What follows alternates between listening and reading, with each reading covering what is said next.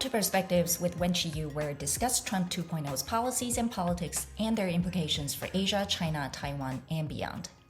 Private sector-led innovations in space exploration, like Elon Musk's SpaceX and Jeff Bezos' Blue Origin, are redefining what's possible above and beyond our planet. Once the exclusive domain of the most powerful governments, space competition now includes groundbreaking advances driven by commercial pioneers. In today's episode, a collaboration with China's Strategic Risks Institute, I talk with Hong Kong-born aerospace entrepreneur Michael Blum, who's the co-founder of Firefly Space Systems, a company that develops and provides space services, including launch, lunar, and on-orbit missions for government and commercial customers. We talk about the commercial revolution in space access, the shifting dynamics of US-China geopolitical rivalry, and the rising challenges of space debris and international legal frameworks. We also examine how mistrust in China's government system intensifies competition and reduces prospects for meaningful cooperation in space. Let's hear Michael's perspective on the urgency and opportunities now emerging far beyond our planet. Welcome, Michael. It's so wonderful to have you with us today. It's going to be a really good conversation about a sector that I have almost zero knowledge about, so you're going to have to bear with me and educate me quite a bit. It's about aerospace and US-China competition. Tell us about your background, how you got involved, and what you're doing right now. Excellent. Thank you very much for having me. And certainly space and space access is something that I'm very passionate about. And when I was 6 years old, I was in first grade, and the teacher rolled in the TV and we watched the first operational space shuttle launch, and my imagination was captured. I wanted to become an astronaut. Now, for a variety of reasons, that wasn't, at least at that point in time, in my future as a career, but it did ignite really a lifelong passion for space and aerospace and space access, and traveling to not just the moon, but other planets in our solar system. I ultimately found my way. Did you try to study anything in college related to that? I actually did not, and I think in retrospect I regret that. I probably should have taken some additional engineering classes. My college studies were focused on economics and international studies, and particularly focused on international banking. I think we're living in an age now where engineering is probably more important than ever. I ended up in Silicon Valley and was at PayPal, and ended up having the opportunity to meet and work with Elon Musk for a short period of time there, and the whole PayPal mafia. And when Elon took off to launch SpaceX, I was following that very closely. I mean, we're talking the early days of SpaceX here, 2003, 2004. Kept in touch with him in the early days there for quite some time, but I had this feeling that private industry and private enterprises here in the United States taking over from the government-run efforts at NASA were really going to be what would catapult our capabilities forward. Why did you feel that way? What made you think that NASA somehow needs to be taken over by the private sector? Well, if we think back at this time frame, right, this is post the 2002 Columbia accident. We had a space shuttle program, which was unfortunately an extremely expensive program, as we learned the hard way, not a very reliable system.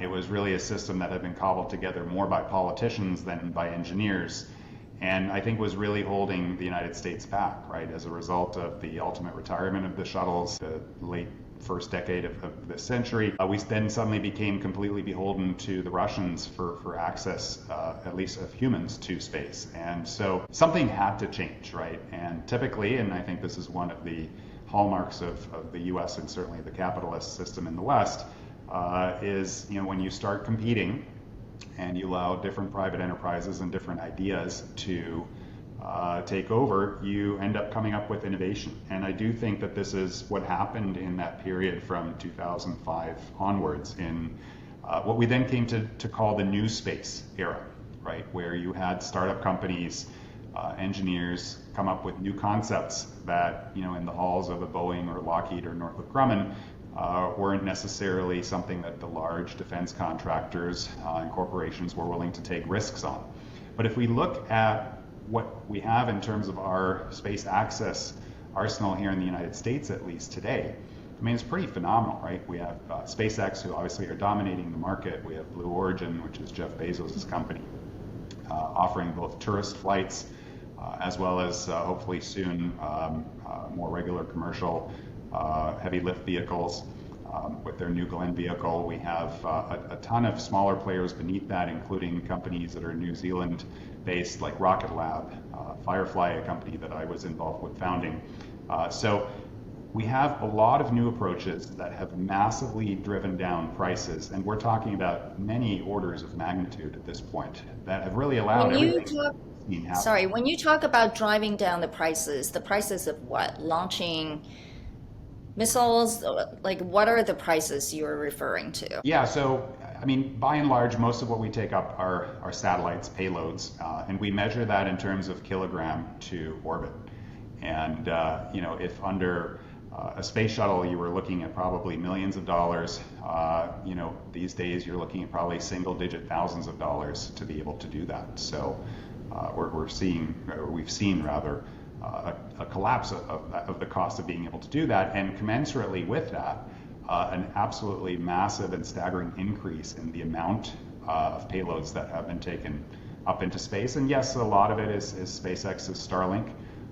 And the infrastructure for that. I mean, you're looking at many, many thousands of satellites that alone has allowed to be deployed. There's commercial weather satellites. There's almost commercial everything and anything today, in addition to the traditional military spy satellites. And what's really fallen by the wayside is what we saw in terms of commercial launch is sort of these large geostationary satellites, right? When I was a kid, you would see the Europeans loft one of these massive school bus size, extremely heavy satellites on their Ariane 5 rockets from French Guyana into space and take it up to 36,000 kilometers. I mean, that business has essentially gone away and has been replaced by smaller, cheaper, more replaceable, easily to launch satellites that also have, as a result of being easily replaceable, much smaller lifespans in low Earth orbit and medium Earth orbit. So what you have just described, a lot of it is happening sort of in the private sector by companies, mostly in the West. But increasingly, we're seeing more and more media coverage about how US-China space competition is also heating up. Can you help us understand what's going on in China? I mean, is there a private sector as well, or it's largely state sponsored? So I should probably start by saying that here in the West, we know very little about the Chinese program at the end of the day. Just a couple weeks ago, we had the International Astronautical Congress, IAC, in Sydney. It was at the beginning of October here. And I've read a number of reports. There were several Chinese scientists and engineers, including on a few panels, and they absolutely got bombarded with questions, including extremely basic questions, because I'm sure our intelligence services have a pretty good idea of a lot of things that we don't know, but in the commercial arena, we really have no idea how they think about a lot of the questions that concern companies in either the launch or the satellite constellation business here in the West. So, do they have a commercial sector in the space as well? We do read about commercial companies. We do read about commercial companies getting funding, including very large numbers in the low hundreds of millions of dollars for various technologies that we're working on as well. How critical these are to the overall goal of the Chinese National Space Agency's projects is very, very difficult for us to tell from the outside, but there seems to be a nascent commercial market developing there too. So then how would you characterize, if we know not so much about what's going on there, why is it framed as a competition? First and foremost, we need to look at and recognize that there is a geopolitical rivalry that's currently playing out between China and the United States, where China is trying to become the new hegemon. And space programs, really going back to the 1950s, and certainly by the time they really got 60s, have always been a big element of national pride. And so with that carried a lot of symbolism. There's technological prestige that's involved with that as well. This, by the way, is no different than in many other areas of technology. If you think about AI, there's obviously an AI race between China and the United States. So space really falls hardcore into that definition. And bear in mind, the United States really has been the dominant space faring nation since even before the Cold War ended. There are legal and security barriers. That's certainly a second reason here in the United States. We have something called the Wolf Amendment. This is a law that prohibits NASA from in any way, shape, or form cooperating with the Chinese government or Chinese affiliated entities when it comes to... Is it just Chinese or others as well? This is very specific to China. About China. And was driven, I believe it was in the early 2010s or so that this law came about, but it was really driven by espionage and IP theft concerns, which then goes to the third reason that this is a competition rather than a cooperation, and that is that there are military concerns.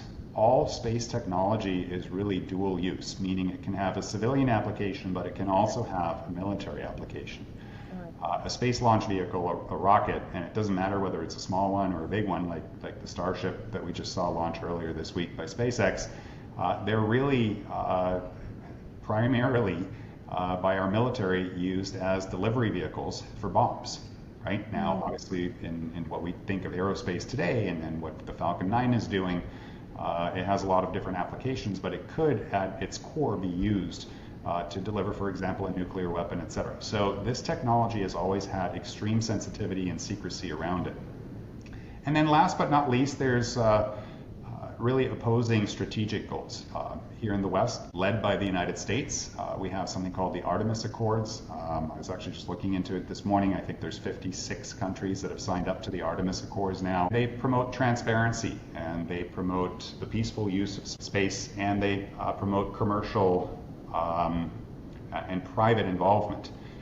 On the other hand, you have an alliance between Russia and China for something called the International Lunar Research Station. And that is really focused on a sovereign-centered, state-led approach to space exploration. So you have really a lot of very natural points of conflict and contention that have led to this being something that's not cooperative. How much do we know about their state-sponsored, whether it's research or anything that's related to their space work? First and foremost, what we're seeing very visibly is the goal to maintain a space station. They've been able to do that now since 2022, and to operate that as a platform for international research for China and its close allies. Next is a goal of the moon. That's both getting humans to the moon and using that as a jumping off point for deep space exploration. And that includes not just landing on the moon by 2030, but also to do a sample return mission from Mars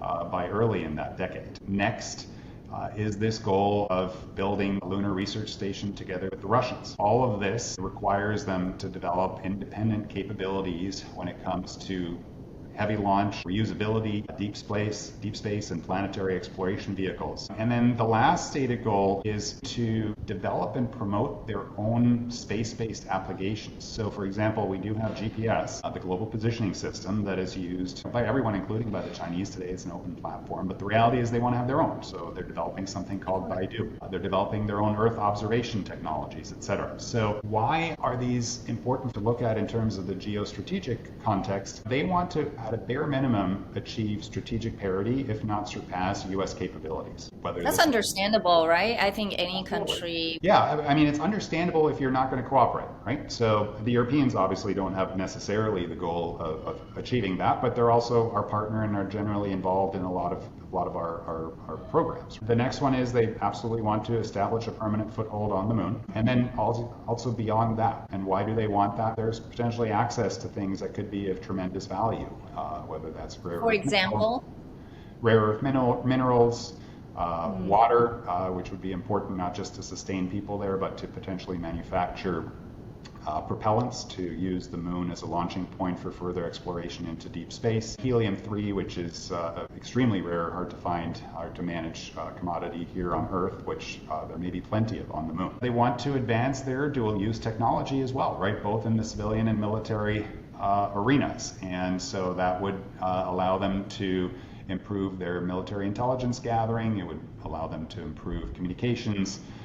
navigation for the People's Liberation Army, and last but certainly not least, again, to portray the Chinese Communist Party as having a scientific and technological powerhouse that they have developed is of extreme importance. It's an important symbol of power, right? All these areas that you just mentioned, the US is also doing all of that, right? The United States is definitely already present in most of those, whether that's through government or private. Their advancement in the space exploration and other areas, like why is this a concern to the US or the West? I asked that question because if you think about it, decades ago when America sent astronauts to the moon, the whole world cheered for that, right? Because it's viewed as progress for humanity rather than thinking it's just the United States kind of thing.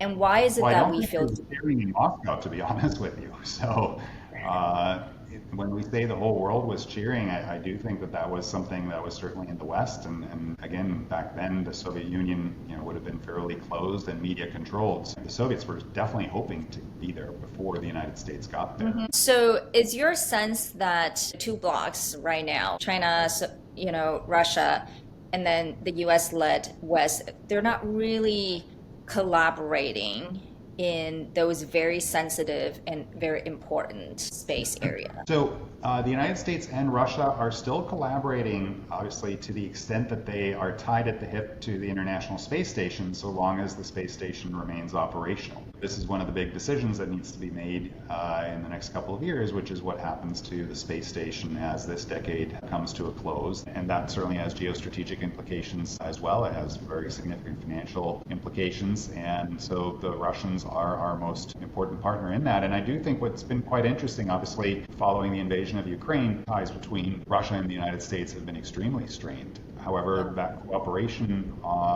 in the International Space Station and taking American assets to space and supplying them with Soyuzes, et cetera, is something that has continued at a time where there were certainly people who were heading the Russian space agency who were extremely hawkish and anti-American. So that's maybe a bright light of even in strenuous times, you can cooperate with your enemy, and Russia and the United States have shown that. But that said, certainly the end of the International Space Station would be the final nail in the coffin of the Russian-US alliance in space and would firmly put Russia and China into a more aligned position at that point. What are the other areas that is competition becoming more fierce between the US and China? The big geostrategic goal, no question, is putting a human on the moon and then to see where things go from there. The space race that are really important and having impact on people's lives today. The first one is Starlink, Wi-Fi from space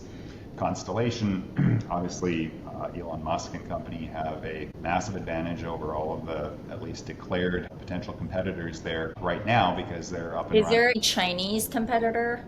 Well, there isn't yet, but the Chinese have said that they are looking to build a competing constellation. When Elon and President Trump became buddies, the Europeans suddenly said, oh, we don't want to be reliant on Mr. Musk's constellation. We're going to build our own as well. The Europeans, I don't think, have a chance in hell of actually doing that. But they did put forward a plan of launching like 14,000 satellites or something crazy like that. I think they're capable of doing that, but I absolutely believe that the Chinese are capable and will be doing that. There is, of course, a lot of junk in space, and traffic management is a very important part of this discussion. And the Chinese have been, until very recently, completely non-cooperative with anybody, as far as we can tell. In what way? You mean cleaning up the debris in space or what?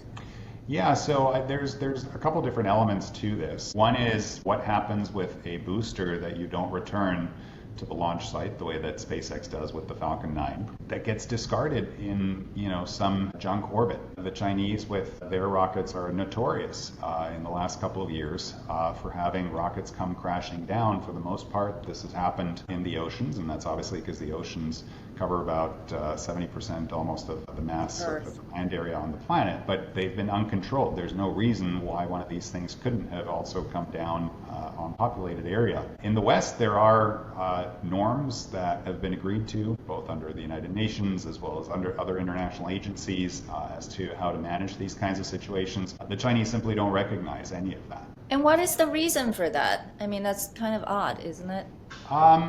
Well, not from their perspective. Look at the Chinese expansion in the South China Sea and how we define maritime boundaries and how they define maritime boundaries. There's a legal battle possibly going on right now whereby the Chinese are trying to promote an entirely new legal area which they call near space, which is supposedly some area above where airplanes fly and below what is generally recognized as space, where they believe that they can potentially operate anywhere in the world, including over other sovereign territories near space. They've even set up a near space command under the People's Liberation Army for this. If you recall, I'm trying to understand their rationality. I mean, the South China Sea and related to that, I can kind of understand it because it's territorial. But when it comes to space, what do you think they're thinking in terms of not wanting to be part of any international norm or treaty? I think it has to do with them wanting to control as much of this as possible. These are not new concepts, right? We had the same thing going on during the Cold War with U-2 flights over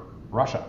Right, the U-2 was flying espionage flights, surveillance flights at altitudes that the Russians couldn't get to, but nonetheless, it was obviously violating their airspace, and obviously this all came to a head when Gary Powell's got shot down. And it's the same thing, just 40, 50 years later, right? And so if you can, define and say, look, I'm at, let's call it 60 kilometers in altitude. That's maybe not how most people define space yet, but you can still do a lot up there. And they say, hey, this is international territory. This is not actually American airspace. It's like a good negotiating position from their perspective. Yeah. So how much rivalry is there? I think the rivalry is massive. I mean, if you watched the confirmation hearings for Jared Isaacman, who had since been withdrawn as President Trump's nominee to run NASA, although this week we've heard that maybe he's coming back. But if you took the political nonsense out of that hearing, and he's the Elon Musk person, right? Yeah, I mean he. So I don't personally know him, although I have a lot of respect for him. But he's a customer of SpaceX. He's brought multiple human flights for himself for various purposes. His background is in the payments industry. He's a very avid pilot, fighter pilot, etc. But he's an entrepreneur. If you go back and rewatch that hearing, the non-political bickering elements were all about, okay, how are you going to make sure that the Chinese don't get to the moon first? How are you going to make sure that NASA is actually successful in its mission to get to the moon before the Chinese do? There was no other discussion. It wasn't about, what are the Europeans doing? Can we cooperate better with them? Are we concerned about the Russians? Those were not topics. The only topic was, how do we make sure that we get there before the Chinese? There are certainly people in powerful positions in the United States that are very concerned that we may actually not be leading that race to the moon at this point against the Chinese, and that the Chinese will get there first, and that will cause the United States to, at least temporarily, potentially for a medium or a longer term, lose its dominating position as the leading spacefaring nation on Earth. What's the chance of some kind of international agreement or sharing of access, whether it's to the moon or to find the water? Like, is it possible? I would think from the US point of view, especially if China gets there first, wouldn't that be an incentive for the US to have some kind of agreement with them so we also get to have the access? I have a hard time personally imagining that, including that the Chinese would be willing to do that, because again, the philosophy of how space has been exploited from the Western perspective versus the Russian-Chinese view, they're fundamentally different. But George H.W. Bush, the elder Bush, was really the driver of putting together this alliance in space between Russia and the United States to ensure that there was actually something for the Russians to do in a post-Cold War era and be more tied to us. He made sure that alliance existed, and it's existed since early 1990 for that very reason. Is it possible that something like that happens again? I think the answer is yes, but I have a hard time believing that it's going to happen when the Chinese are in a more powerful position, just because the Western alliance has typically shown that it's willing to have cooperation, it's willing to have transparency, it's willing to have private enterprises and others competing for the best ideas. That's distinctly not what the Chinese military and government space effort today is shown to want to do. Clearly, you have some doubt in China's philosophy of sharing or cooperation with the US. And why is that? Where does that come from? I understand that you actually spent a lot of time in Hong Kong growing up. Do you think that helped inform your understanding of China? I'm sure it did. I was born in Hong Kong. I spent a good amount of my life growing up there. I was very fortunate to do quite a bit of traveling in China in the 1990s, early 2000s. I always say I got to see China as a child in its more natural state. If we go back to the Sino-British Joint Declaration in 1984 and the promises that were made up, there were obviously always people in Hong Kong who were concerned that the Chinese wouldn't live up to their part of the bargain. These historical debates as to whether or not the British should have done more or less, a bit pointless. But the reality of the matter is, in the last 5 to 8 years, we've learned that the central government was not comfortable with the people of Hong Kong expressing a desire to elect their own leaders, to have more what we in the West would consider democratic elections, etc. Out of that came the crackdown that we then saw in 2019 and 2020. So that certainly had a disillusioning effect on me personally. Would you say that was a very important period of time, and how it affected your view of China? Have you always viewed China the same way? That to me is very interesting. Yeah. Yeah. No, I think that was certainly an inflection point that sealed the deal. But look, there's this whole line of thinking that China ascending to the World Trade Organization was going to ultimately end up with a more liberal China. I had that hope as well. And I think if you would be talking to my 25-year-old self, I would be advocating that, yes, this is the right thing to do, and this is going to be great for the West, but it's also going to be great for China and its society, and it's going to lead to a more open and free China. Obviously, those things just simply did not happen, right? So I can sit here in the year 2025 and look at what's happened in the last 25 years and see that the government has become more autocratic with President Xi.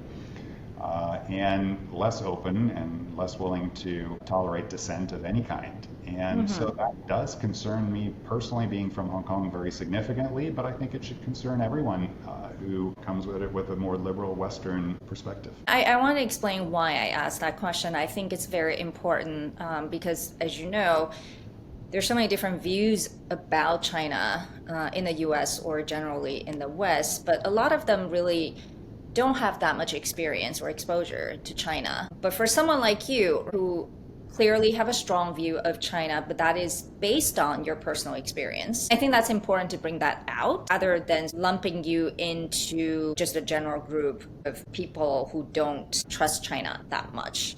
I appreciate that you point that out, because it's true. I mean, everyone in business thinks that they have an opinion on China, and many people never left the United States, let alone actually had the opportunity to go to China or speak to Chinese people and understand the historical and cultural context. So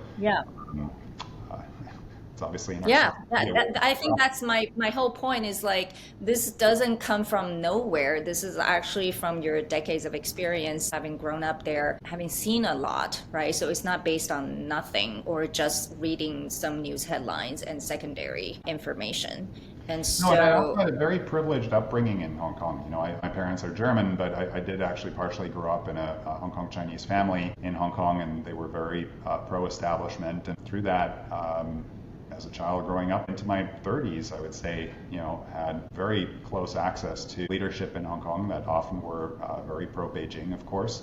And so I had the opportunity to meet all of these people, and for a long time, I actually felt that this was the right approach, right? We can't stand against Beijing. They, at the end of the day, are stronger than we are, and we've got to find a way to work with them. But today, I've concluded that there's no way to work with these people. I totally respect that. And therefore, our conversation today only we're more focused on space. One of the reasons you mentioned is not to let China be the first. Of course, we have to focus on ourselves. In our previous conversation, you had a lot of thoughts about this. Partially is what we just discussed in the very beginning. Make sure the private sector actually has a role to play. But in the government itself, what needs to happen in terms of reform, resources, what needs to happen to make sure we continue to be competitive? As far as getting to the moon, if we use that as the number one geostrategic objective, I fear that we've made our bed and we kind of just have to hope that this works now, right? We're tied to Artemis, we're tied to Starship as the landing system. What does that mean, we're tied to Artemis? Well, and I know you don't like that program. So the current plan is for Artemis 2, which I think they just delayed the flight to February or March of next year, to essentially do a manned circumnavigation of the moon, and then Artemis 3 would be the flight that would go to the moon. The astronauts would transfer to a SpaceX Starship and then land on the moon, take back off to the Orion capsule and then come back. There's not a lot of technological alternative to this at this point in time. The two Artemis boosters are being built. Hopefully Artemis 3 is somewhat on time. I'm not even concerned that much at this point that Artemis 3 is going to be the issue here. It might end up being Starship. I'm a big believer in what SpaceX are doing and what Elon and his team are capable of doing, but the timelines here have certainly not gotten better over the course of the last year. And what are the issues? Well, the issues are that we just had a phenomenally successful Starship test flight earlier this week, but this was version 2 of the vehicle. They're building version 3 based on all the test data that they have. They're obviously well on their way to doing that, but they haven't shown reusability of that yet. That's obviously a big step. I have a high degree of confidence that they're going to be able to do that for a whole slew of reasons that we can dig into maybe at some later point in time. Then they need to show refueling in space. That's a very, very big one. Again, I think they'll eventually be able to do that. Are they going to be able to really demonstrate that over the course of 2026? Remains to be seen. And then, you still need to get all the human environmental systems installed, tested, etc., to then take this thing out into lunar orbit and be able to land on the moon. I do think there are people at SpaceX who have good answers for these, but they're unproven, and no matter how rapidly they prototype, test, iterate, and do it all over again, I'm just concerned that they're running late. You mean running late vis-a-vis China? China has all the capabilities to do all these things. Yeah, and by the way, no matter how much respect I have for their capabilities, which I think are very significant, things are going to go wrong in the Chinese program as well. We're in a competition.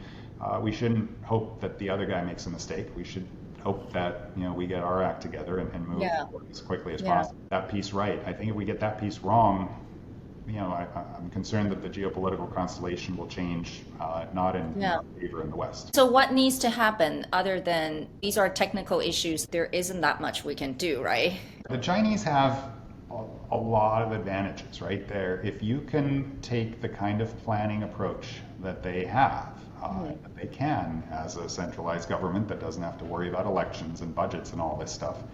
Obviously, long-term planning horizons are really advantageous in space. Things in space are extremely hard and they take long years of planning. If we just look at this century, we're in 2025, I don't know how many iterations of NASA's human spaceflight plans there have been going back all the way to President Bush, the early 2000s, right? So each president has kind of come in and tried to leave a mark by making some pretty significant changes, and often at huge taxpayer money cost. The Chinese have, for better or worse, a much better opportunity to make long-term plans and to worry about budgets and appropriations and all that. That's why that's why I'm curious. You do believe that the private sector has better innovation and solutions. When you see a country like China, when it's centralized resources, when it's well-planned, long-term thinking, it could be very effective. It can be very effective. That's one of the big ideological elements in this race, right? This is why China wants to prove that this is superior to competitive, democratic, capitalist market approach. That said, as capitalist as I think the space industry has become in the West, and certainly compared to 20 years ago, it's astonishing what private companies are doing today. The biggest purse strings are still controlled by the US government, and they're going to 3 or 4 big defense contractors on cost-plus contracts that are, I think, very detrimental to what it is we're trying to do here. This fiscal year, Artemis is a $7.2 billion project, with a vast majority of that going to companies like Boeing and Lockheed Martin and a few others on a cost-plus basis. That's not innovative. That's not competitive. That's not helping Blue Origin or Firefly or Rocket Lab or SpaceX or any one of the other companies out there that are trying to do pretty amazing things. And that's not to say that NASA doesn't have fantastic programs such as CLIPS, the Commercial Lunar Payload Services Program, and others where, again, amounts of money today that 20 years ago would have been unimaginable to just go out to competitive small companies that don't have proven track records. We've come a long way. I'm just concerned that we're not fast enough at evolving. And so what are you doing to address your concerns? I know you actually haven't talked too much about Firefly. In 2013, together with two partners, I set out to start Firefly Space Systems, today known as Firefly Aerospace. Obviously, earlier this year, the company managed to become the first company in general, but certainly Americans to land successfully on the moon since the Apollo years. So that's great. There's a number of other very significant. Yeah. Amazing team that was able to accomplish that. But when we set out back in 2014, it was really to address a strategic need as SpaceX was building bigger and bigger rockets to fulfill this smaller launch vehicle niche and space that had been left empty. There's something called operationally responsive space, ORS, and there was a big military need for that. Defense Department, other three-letter agencies that had all kinds of requirements and needs that were unmet that we were looking to address. And then we had then, as now on the drawing board, more medium lift launch vehicles as well, and certainly aspirations to get into heavy lift. You know, Firefly Aerospace today is really, in my opinion, one of the leaders in the cislunar space. So cislunar is basically the space between the Earth and the moon. Given your experience with Firefly, what is the next for the company? Given that I'm not really involved with Firefly today, I'm probably not the best person to speak to that. But what Firefly has stated publicly, they're developing a medium lift launch vehicle with Northrop Grumman. There's a lot of expectation that that's going to be a successful program. I'm more interested really in Firefly's capabilities between here and the moon today in terms of the support vehicle infrastructure that they're developing, the Elytra, as well as next few moon missions. I think there's 3 or maybe 4 that are on the books already. And to repeat the success that the company had earlier this year. A lot of this is with NASA funding. A lot of this is to a very significant benefit of the Western alliance here. Beyond Firefly, I've been saying this for many years, but we're on the cusp of really seeing what Blue Origin can do.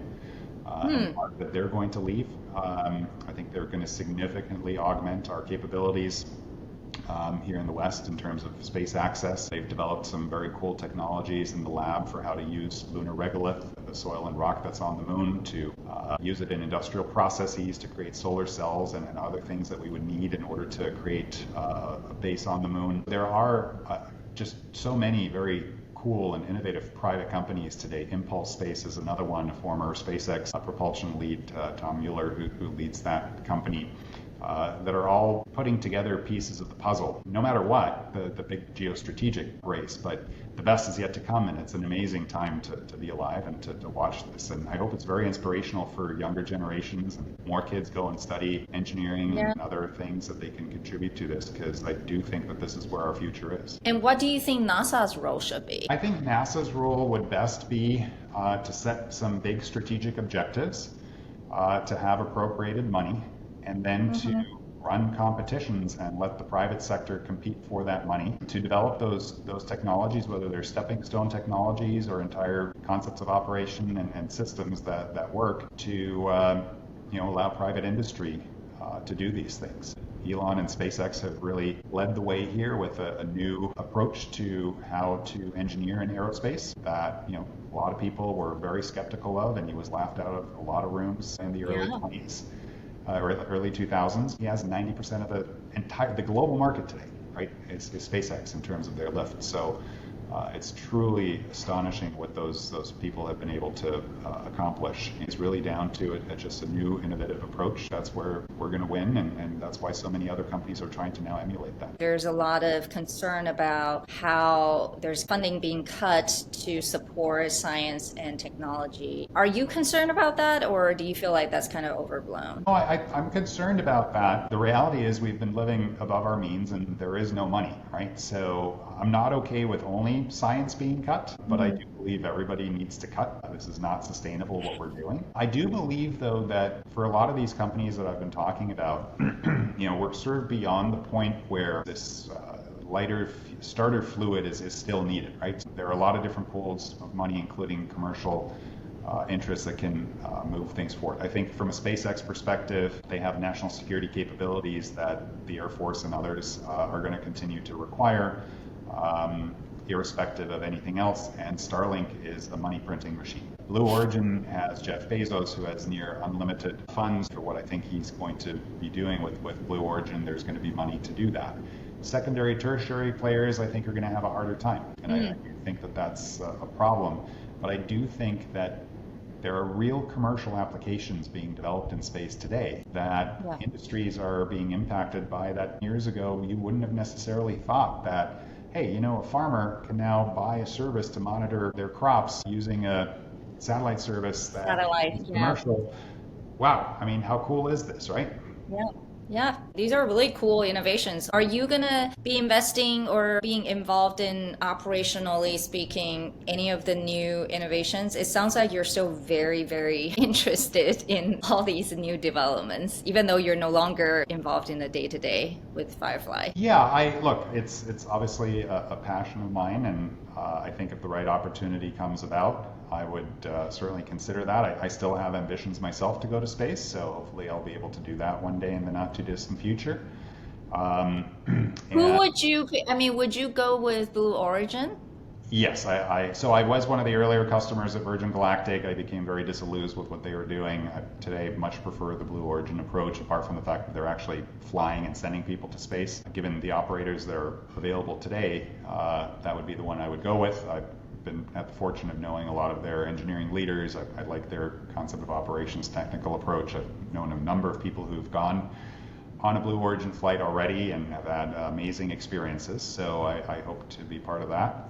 But I do think it's not inconceivable that you're going to see other players, and not the least of which would be Starship, show up with some very economic alternatives here in the next decade as well. On that note, it's actually quite exciting. Even though earlier our conversation, was very much focused on the competition with China, but it sounds like there's still a lot of innovative and exciting things happening in the US. So thank you for having this conversation with us.